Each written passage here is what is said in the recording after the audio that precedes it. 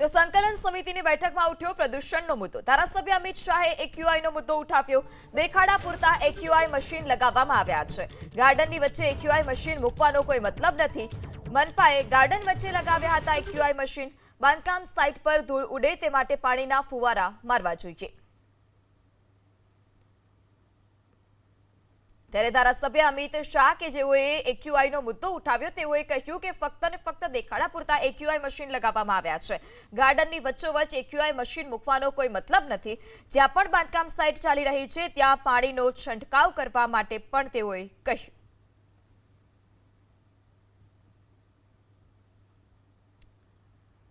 Air quality index માટે મેં રજૂઆત કરી કે એ 4 રસ્તા ઉપર રાખવામાં આવે, કોઈ પણ 4 રસ્તા ઉપર રાખવામાં આવે।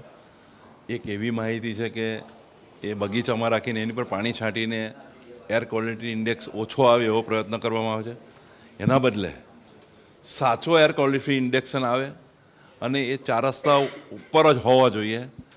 મુંબઈમાં જેમ કન્સ્ટ્રક્શન સાઇટો ઉપર જો ધૂળનું પ્રમાણ વધી જાય તો પાણી છાંટવાની ફરજિયાત સિસ્ટમ ફિટ કરવામાં આવે છે।